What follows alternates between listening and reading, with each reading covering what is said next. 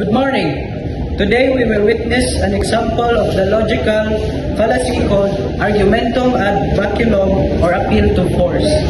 This happens when someone uses threats or intimidation instead of good reasons to convince another person.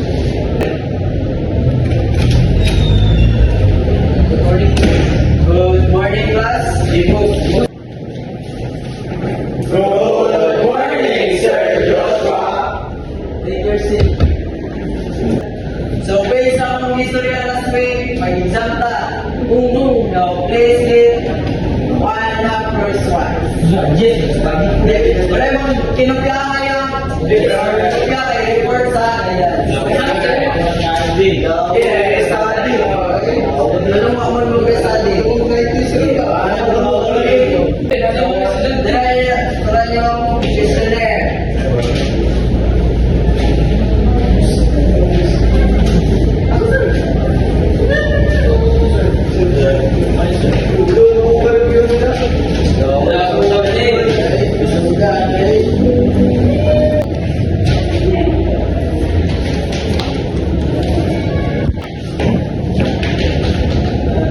Sundan eh.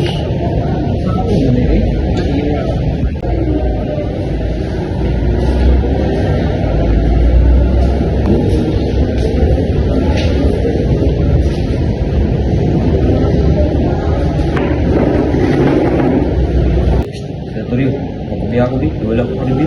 Dili, pwede mo no. Gusto mo kong mapata sa quiz. Dali ba? Dili ko niyo pagkapiyaon, muli nga tika kadadlaw. Ma-resist, or pada tinguli. Yan. Dili mo na. Sakto. Ayun na din mo, kinahanglan mo ka sa sarili para lang makapya ka. Bahala mo, basta kung di siya magpakopya, tuloy na ko siya. Unsa man yung diskutan niya? Sir, yung kasi paano ko siya tuloy nga ibuli siya. Sa ibo, manos dili na sakto. Ang paggamit og bulgar mapugos ang usa ka tawo dili na rason. Mao na ang gitawag nga argumentum and baculum of appeal to a force. Ay, appeal to force. Ang gustong paagi mao ang pagtuon og paningkamot dili ang pagpugos sa uban. Sir, pasaylo ako sir, di na ako school. Salamat, sir. This role play shows that using threats to force someone to agree or do something is a logical fallacy called argumentum ad baculum.